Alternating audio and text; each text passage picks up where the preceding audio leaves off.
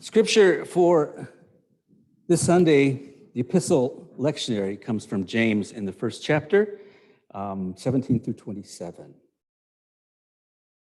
Every generous act of giving with every perfect gift is from above, coming down from the Father of lights, with whom there is no variation or shallow due to change. In fulfillment of his own purpose, he gave us birth by the word of truth, so that we would become a kind of first fruits of his creatures. You must understand this, my beloved. Let everyone be quick to listen, slow to speak, slow to anger, for your anger does not produce God's righteousness. Therefore, rid yourself of all sordidness and rank growth of wickedness, and welcome with meekness the implanted word that has the power to save your souls. But be doers of the word and not merely hearers who deceive themselves. For if any are hearers of the word and not doers, they are like those who look at themselves in a mirror, for they going away immediately forgetting what they were like. But those who look in the perfect law, the law of liberty, and persevere, being not hearers who forget, but doers who act, they will be blessed in their doing. If any think that they are religious and do not bridle their tongues, but deceive their hearts, their religion is worthless. Religion that is pure and undefiled before God the Father is this: to care for the orphans and the widows in their distress, and to keep oneself unstained by the world. This is the wisdom of God.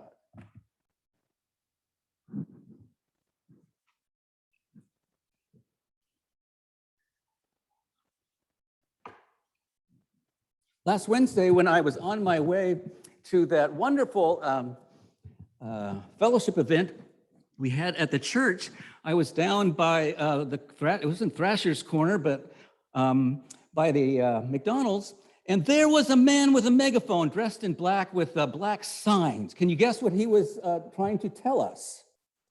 His message was the danger of the vaccine. And his argument, which I think is pretty universal, was that we should never be compelled or forced to put something in our body that we don't want to put in our body that might be dangerous. You know, my body, my decision, it kind of has a ring to it. Or similarly to parents, my child, my decision. No one has the authority to tell me anything, to do anything. The only one who has authority over my life, said the mega man, is Jesus. Huh? So I drove by, rolled down my window, and he says, Jesus wants you to take the vaccine.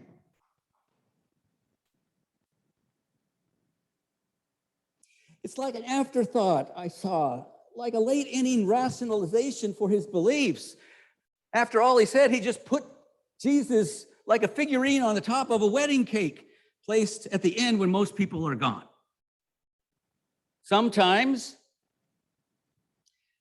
I really think the mega man ought to think about his epistemology. Last week, I shared with you about private illumination. You remember that? That idea that I can be illuminated by myself.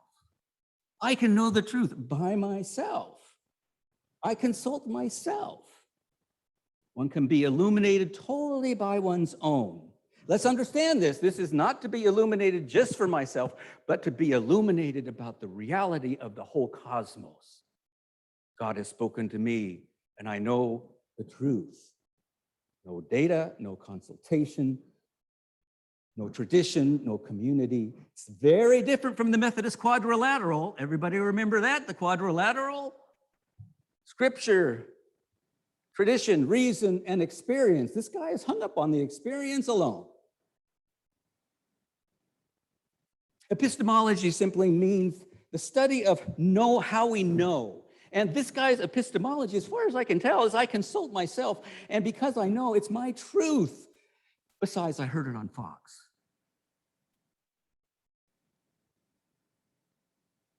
This sort of epistemology makes the individual the authority and the center of the cosmos.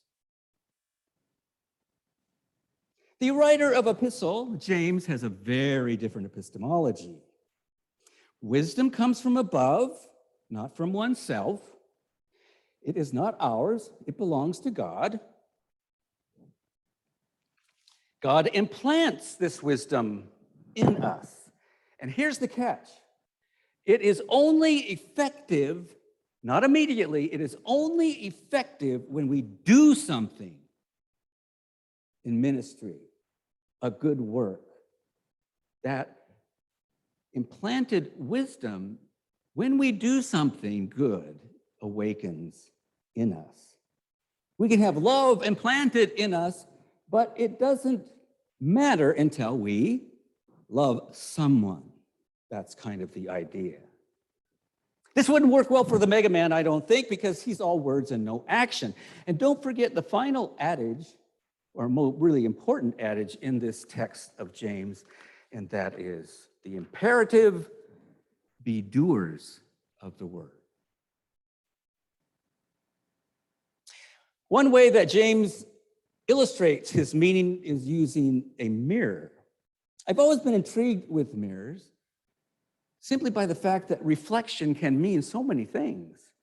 And if you look into a mirror, you can learn a lot, but we won't go there right now. James says that these people who are self-involved, they look at the mirror, leave, and minutes later they forget everything that they saw. Also, Paul mentioned a mirror in 1 Corinthians 13. Some of you might remember this line. Now we see in the mirror darkly, then we shall see face to face. Here, the mirror reflects back on our inability to see. They are like those who see but do not act. James talks about the perfect law instead.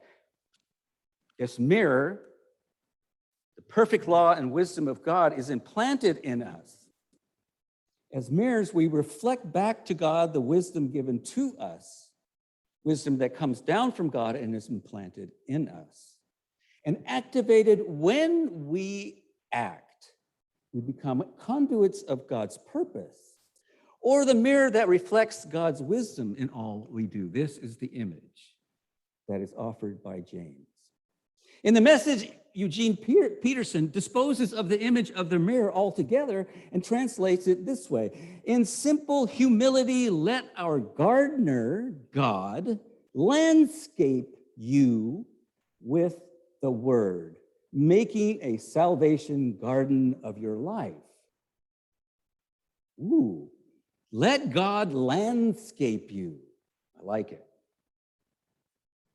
Now, most of what I experience about a mirror comes from Buddhism, and I want to offer a different kind of image that a mirror can give us.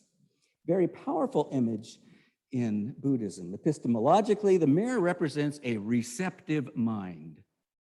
A receptive mind. Just the opposite of the person who comes into the mirror and walks away and forgets him or herself. James has much to say about the mind thinking and always making distinctions.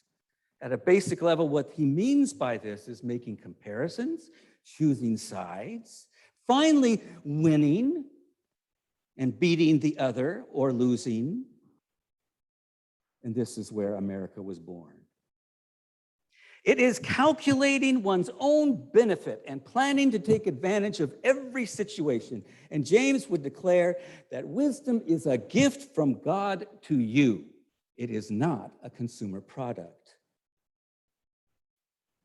James would say, your job is to do something about it.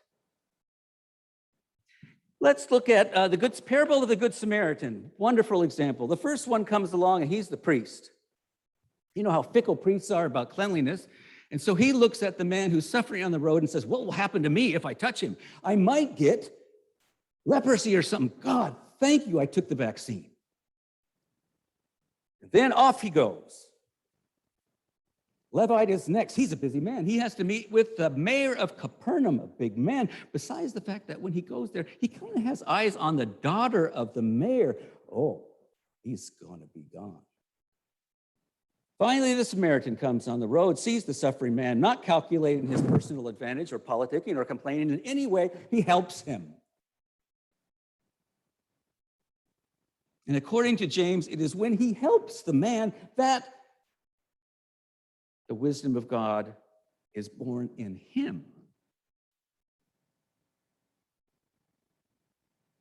One sees the injured man and does not consider how it might affect himself. The truth, the wisdom, the word all belong to God and not us. This is a problem for the megaphone man because he wants it all to belong to him.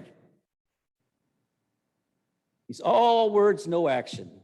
He looks at the situation, he sees the vaccine, starts calculating, and hears again from some media outlet that it's dangerous. The megaphone man feels like he has lost control of his world and of his life. He's angry. The anti-vaccination crowd has given him a platform to share his grievances. And boy, he was sharing them.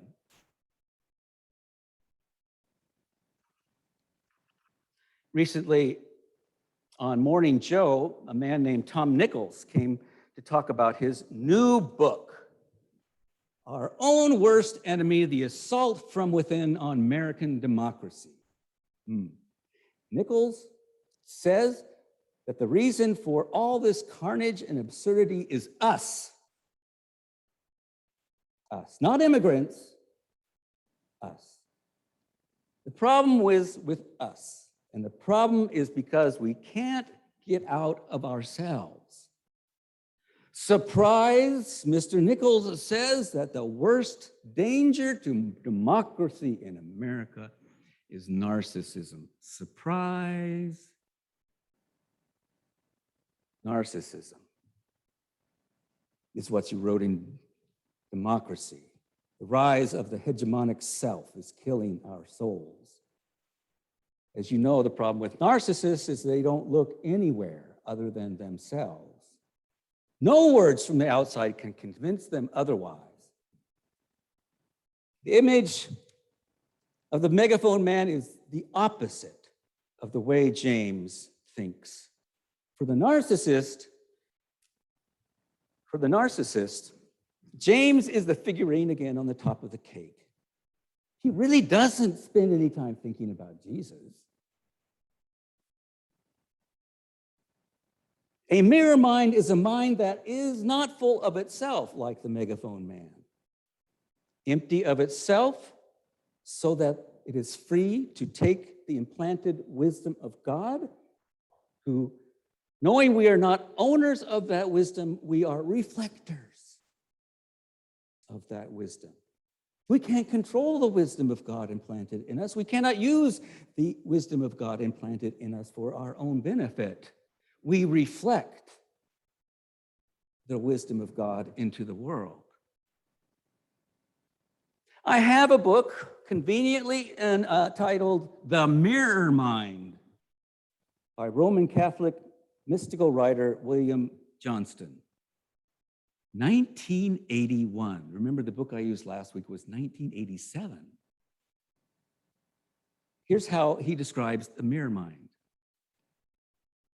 Just as the pure and polished mirror is completely transparent, receiving everything into itself without distortion and reflecting all objects as if they were appearing in it for the first time. So the enlightened mind is completely receptive and filled with wonder. It is too often, we Christians want simply to understand the words of Jesus intellectually without making them part of our lives. Here is a way by which one can come to live the gospel, become like a mirror. When I read this, I think of James, don't you? Don't spend time thinking about everything. trying to gain advantage for yourself, just do it. James finishes with this.